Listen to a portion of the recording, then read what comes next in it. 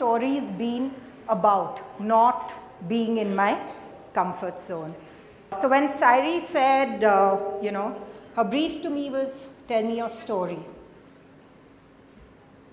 right? And I was thinking, what is the story that I want to tell? What's the narrative that I want to share? And a series of images came up to me, and one of the metaphors for really describing my story and my narrative was that of a roller coaster. And I thought of this picture. This was in 2011, 4 years ago. I had decided to take my kids to Singapore. It was a very, very difficult time for me because that was the time I decided that I'd figured that my marriage wasn't going to work after 17 years, which is a long, long time. And so I said, okay, I need this break. I need to take my kids to Singapore. And of course, we went to Sentosa and, saw all the rides. And I saw this and I was terrified. And my kids were jumping and they were like, this is the one that we want to go to first. It's the one where you actually hang upside down and stuff, right? And so then I, experimented, tried a few roller coasters, and my son just looked at me and he said, Mom, come on, after all you've done, and he was 12 at that age, you have to face your fears. Of course, the context he was talking in was the roller coaster, because he knew that if I didn't go on this, he would not. But I think that's been very symbolic for me. Much as I love the excitement of the roller coaster, I love the anticipation of what's going to come next. That sense of when you're going up and the thrill of the ride, but it also means facing a lot of fears. So anyway, I'm probably starting a bit late in my narrative, right? So if I was to go back, I'm from a very conservative Punjabi family, right, in Delhi. And, but it was a family, and especially my grandfather, which really valued education, right? And so when I'd go to my grandparents' house, I'd see this photograph of my mother getting a prize from Indira Gandhi for topping her college. Except that was in home science, right? So that was the generation, and that was what the family valued, right? So go out, study, do well, and I did all that. And then you're sort of showcased in front of the family, and she's such a good girl, and she'll get such a good match, and everything. I think what they didn't bargain for was that if I actually went out and studied and did well and, was reasonably smart, I'd also develop a mind of my own. I'd also have thoughts and ideas and want to do things for my own. And I think that's where the conflict started, right?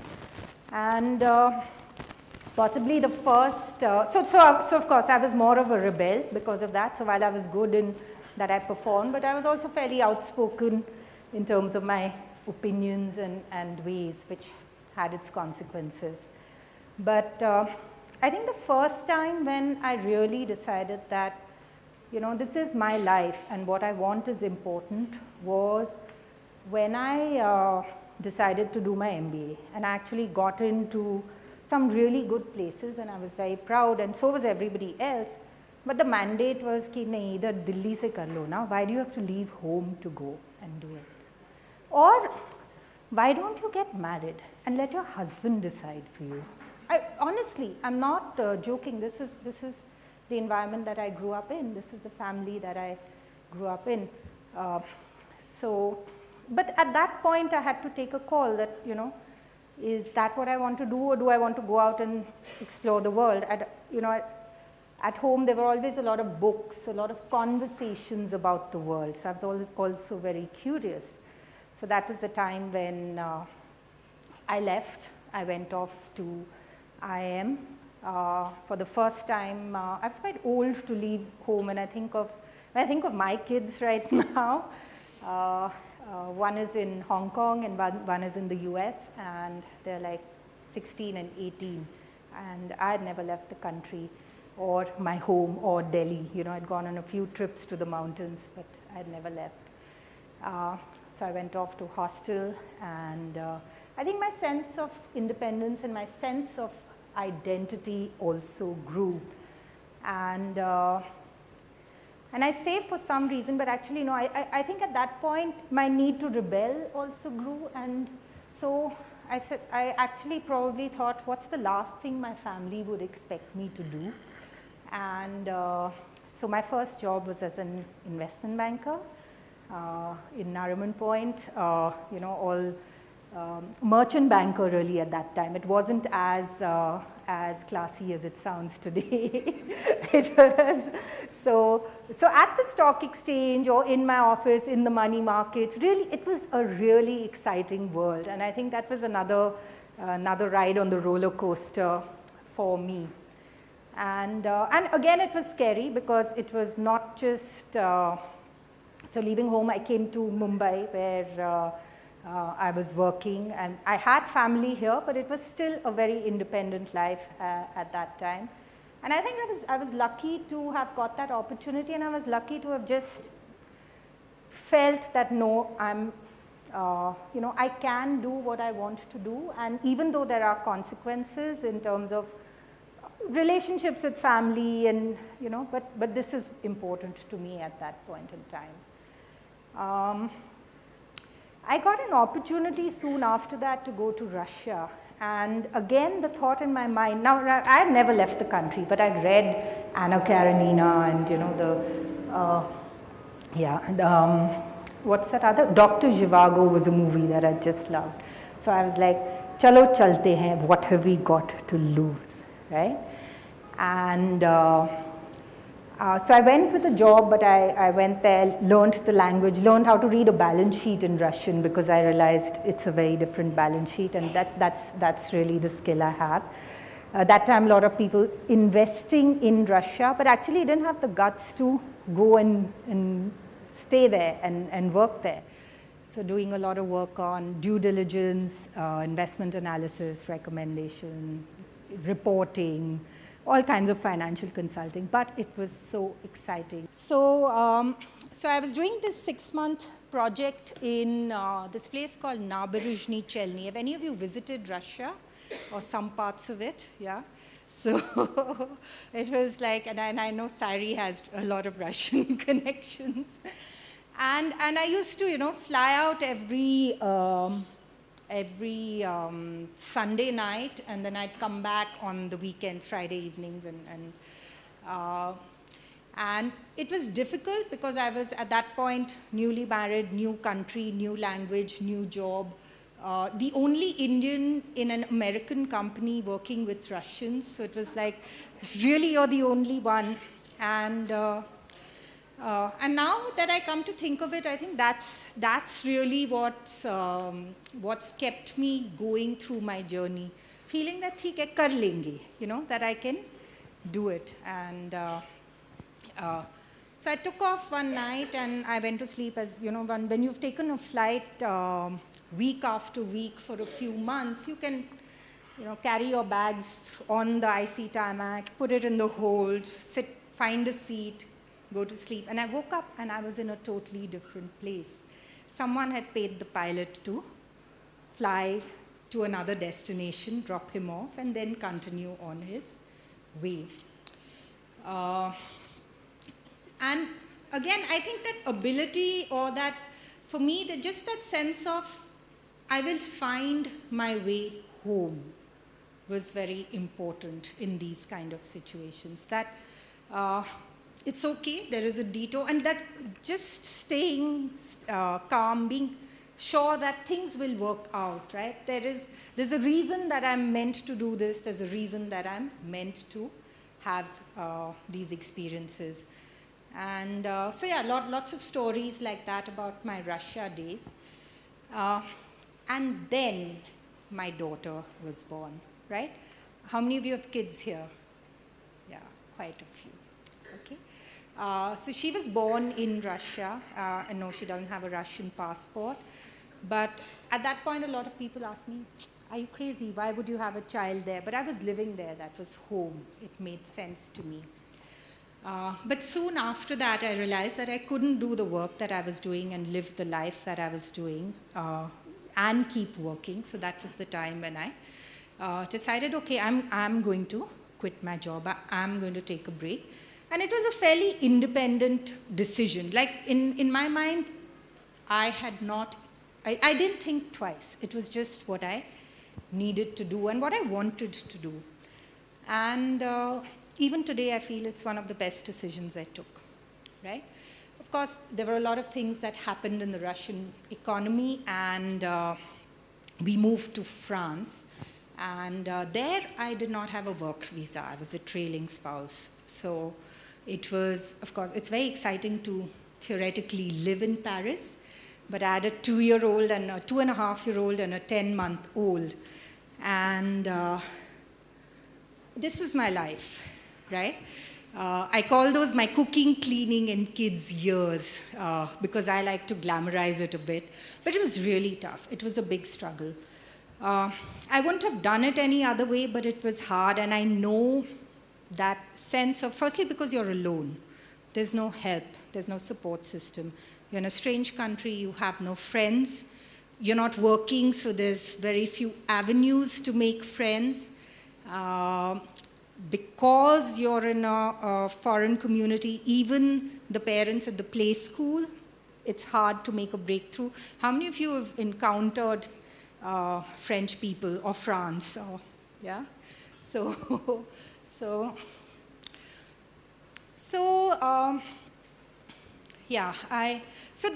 was a very beautiful time in my life, because I think, to me, even today, what keeps me going and what has been a great source of motivation for me is my kids. And I don't think I would have, again, as I said, I wouldn't have done it differently. In 2001, I came back. Now remember, I'd spent a lot of time doing all this financial work across the world in very exciting emerging markets, new situations. And then I hadn't worked, and I'd done some volunteer work, I'd done some projects in education, but sitting there, hadn't been paid for it, right? It did at that point also impact me, right? If you're used to seeing yourself in a certain way, to shift the way you see yourself. So when I came back to India, at that point my daughter was 4 years old, right? And I had to do the Delhi school run. It's probably similar in Bombay, right?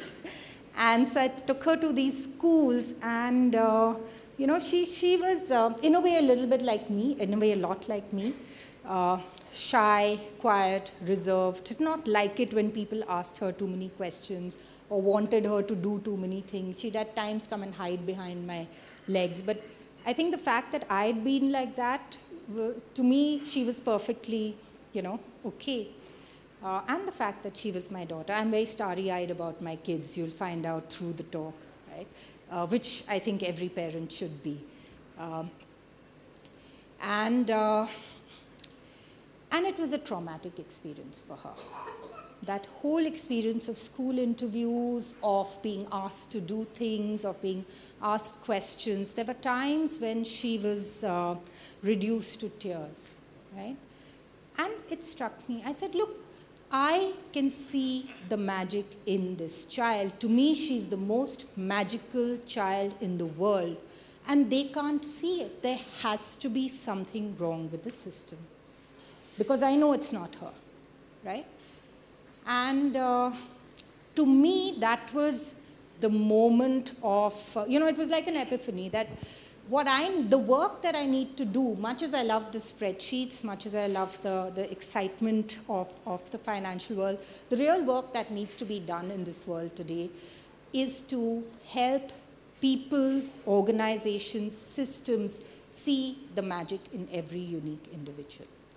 And if I can do that, then that's all that is important. And my kids were the start point. And till today, the work that I do, it's been 15 years, whatever I've done, I think that principle, that value has been very, very important to me.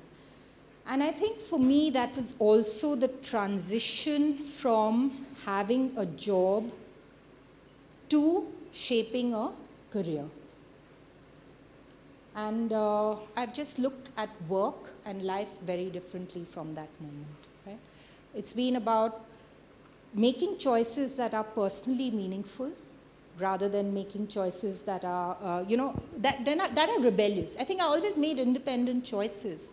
I always made choices that were good for me, but it was almost a sense of rebellious, not a sense of purpose.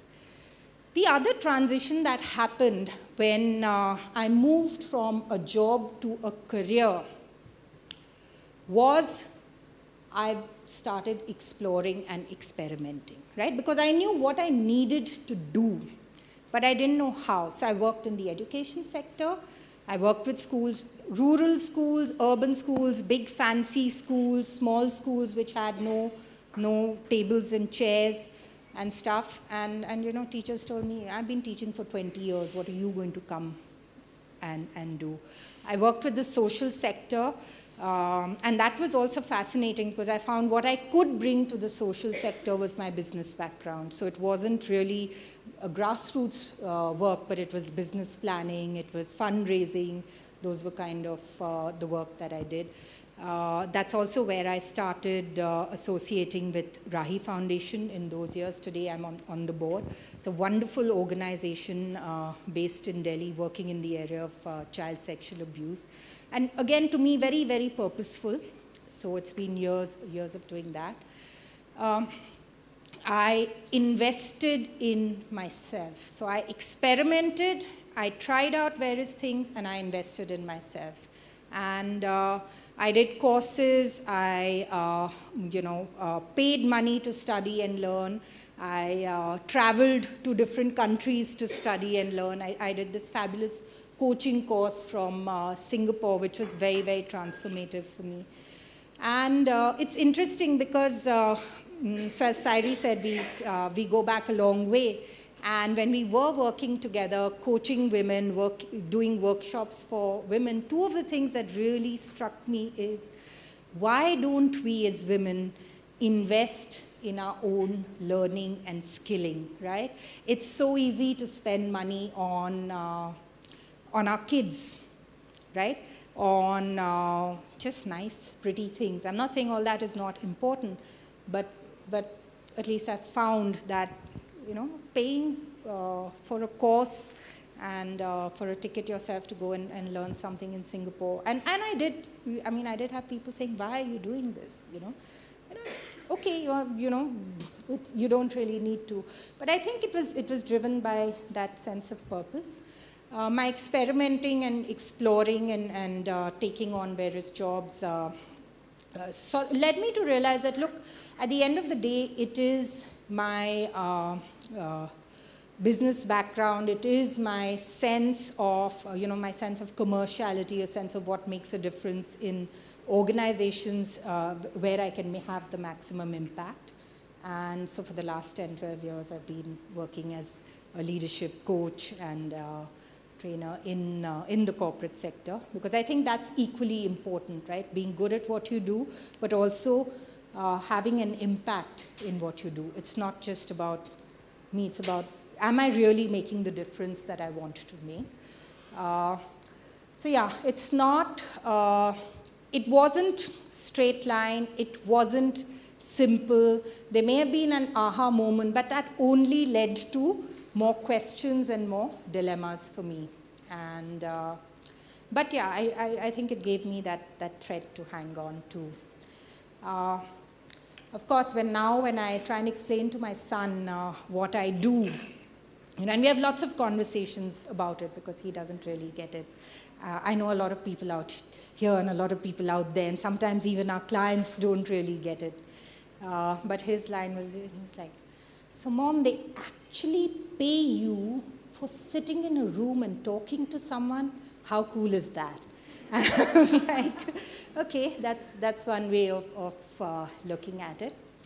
But I think the other thing that I learned was that to make that impact, you need to be really good at what you do, right? And what that enabled me to do was, when I thought my job wasn't holding me enough, it enabled me to quit it and say, okay, I want to go freelance. That was also a difficult time. Personally, my kids needed my support. They were changing schools. So So for me, it was easy to say, okay, I'm going to stop this and I'm going to work on my own. I set up my own practice. I did a lot of freelance work.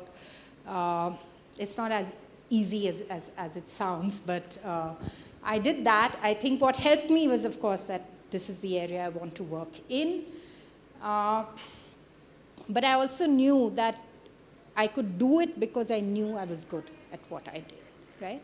And so when I'm negotiating with an organization that I'm working for, I was able to negotiate on my own terms. I was able to say, look, I want to do only these kind of assignments, and I want to get paid this much.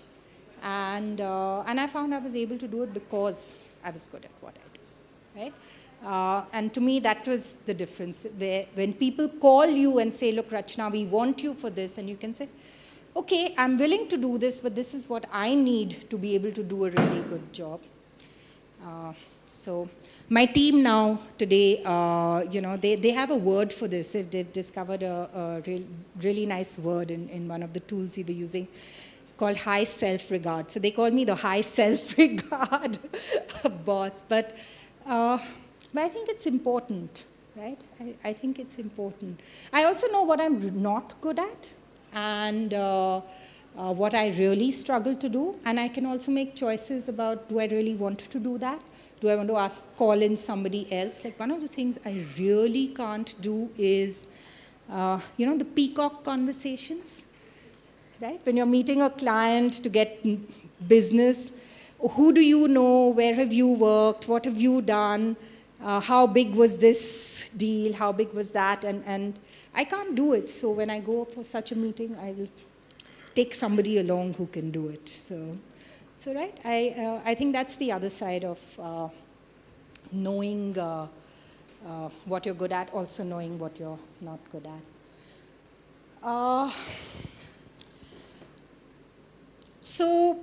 Yeah, I think the rest of my journey in that sense doesn't have too many stories, but I think there's one more thing that I'd like to share. So, and why this is important is, so apart from my kids, my dog is the other important part of my world, right? His name is Elmo, and what he does for me, along with the love and affection, is he makes sure I get out of bed and get out the house every morning, right? And it was a deliberate choice because 4 years ago when he came into my life, it was a really difficult time in my life, right? I was living on my own for the first time. My kids were away in hostel. I was like, I was still in a freelance work, which meant I could choose to work or not to work. I could choose to take on an assignment and not to take on an assignment. And I said, this is what I know about myself. This is when I'm at my best, and these situations are when I'm at my worst. What I need in my life is not just the love and affection. What I need in my life is a sense of routine and a sense of discipline. And I think, so yeah, Elmo's done that for me. So I injured my ankle a few days ago, so the boots conceal the bandages, but he still gets me out of bed at 6 in the morning, and I still go for a walk. It also gives me the freedom, he also gives me the freedom to be myself, right? Which means go for long, long walks alone, go for long drives to Lonavala and back alone without people really questioning, because otherwise, those of you who like doing these things alone, I don't know how many times you've had people question. He also helps me make friends. He's quite a man magnet, I have to admit. So, and how do you know it? Like, usually when you meet people on the road, they start talking about your dog. They ask his name. You'll set up a nice conversation. Every once in a while, someone will start talking to your dog and look at you and ask your name. And then something. So yeah, many different roles he plays in my life. But I think knowing yourself and what anchors you has been very important for me in my life. That's the other bit of my story. And the last visual I want to share. And this is a painting made by my daughter last year, right? See, I told you I'm a bit starry-eyed and show-offy about my kids, but they just are special, and they have. They are a very important part of who I am. And when I saw it, she put up her exhibition for her graduation, class 12, she'd done art as a course and stuff, and I said, okay, this is the one I want, right? So there's everybody, her dad, her dadi, uncle, everyone chose their pictures. I said, this is the one that I want, because to me, in a way, it symbolized transformation very powerfully, right? It's a bit weird also, because there's a cow turning into a snake, or a snake turning into a cow, I don't know what. But I love the fact that it's placed in the mandala. And it's placed in an environment which is harmonious, which is beautiful, and which is sort of gives it a container, right? And I think that's why it struck me so closely, is that's what helped me deal with some of the struggles. In the last couple of years, as I said, I've lived on my own for the first time. I've got a new job. I love the job I'm doing, by the way. And yes, I do get paid for talking to people, but you'll have to come to my office. And got a new job, moved to a new city, got a new house, lived on my own.